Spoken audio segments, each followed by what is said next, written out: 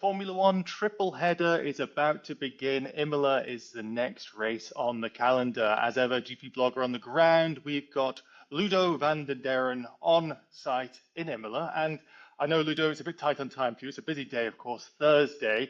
First off, how are you? And I've heard there's been another race going on for Max Verstappen, even though Formula One hasn't been on in the last week. What can you tell us? Yes, hi. Yeah, well, everybody was talking about Franz Hermann, and nobody knew about him until 3 days ago. Franz Hermann is Max Verstappen, and he was driving on the Nordschleife and the Nürburgring in Germany. And of course, he was asked about that trip. Why did he do that? Because in the future he wants to drive the 24 hours of Nürburgring. And in the paddock, everybody is very enthusiastic about it because everybody's a little bit thinking, I would like to do that also. For instance, George Russell, I asked him about that test from Max Verstappen.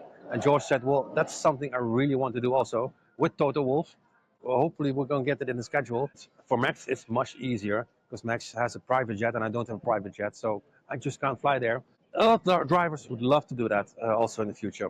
Probably as their own names, not Franz Hermann. Of course, there's been a lot of other news going on with other, famous names in Formula One. One of the biggest stories that have been coming out is potential Carlos Sainz Sr., of course, the father of Carlos Sainz, the Williams driver, who wants to go and potentially rival MBS for that FIA presidency. Yeah, well, if you talk to the drivers about this, and I think they're all enthusiastic about Carlos Sainz Sr. running for this presidency. For instance, Max Verstappen was asked, who do you prefer, Ben Sulayem or Carlos Sainz? And he said, well, I'm not going to answer that, but I think you know what the answer will be. So that's something that's really common here in the paddock. Most drivers would love to see someone else. Carlos Sainz Sr. is a well-respected figure, and I think a lot of people would love to have him around. It's a fascinating thing with MBS. He always keeps us a bit busy. He's also kept us busy, of course, with the constantly changing rules in the FIA around the cursing situation. There has been a shift on this. Again, what's been the change this time?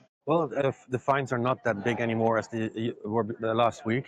Like it's getting normal, like 5,000 euros for swearing. I said, well, this shouldn't have happened in the first place. But George Russell, for instance, the driver's chairman, he was very happy that finally this change is there. Lewis also said something about that. Also, finally. So common sense, yeah. I think that all drivers agree on this. Funny thing is, George Russell told us that they weren't asked about this. It's something that fell out of the sky, and there was a change, and they were surprised as the media and all the fans are. That's been one thing that the drivers has been mentioning quite a lot, so maybe there has been a little bit of external pressure from it.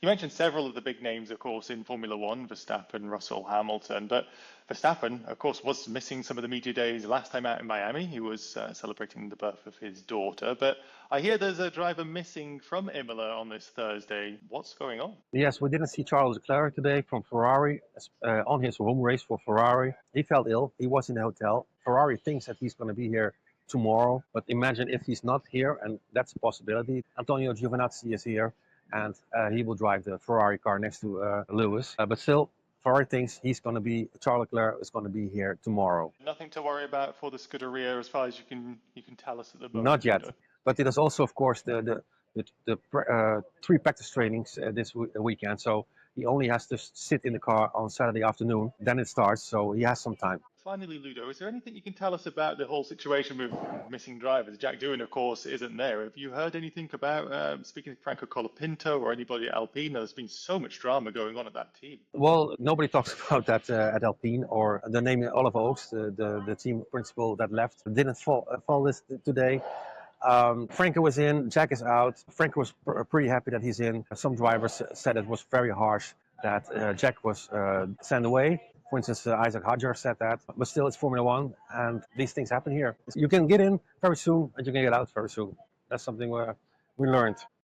5 races only for Franco at the moment. It's going to be very high pressure for that Argentinian. But Ludo, it's a high pressure environment on a Thursday, so I'm going to let you go. We'll keep up to date with everything from you on Friday, Saturday and Sunday after some cars on track, which I'm excited to see with the potential upgrades we might see appearing over the weekends. Thank you so much for everything you've given us so far, and keep updated on Paddock Update tomorrow.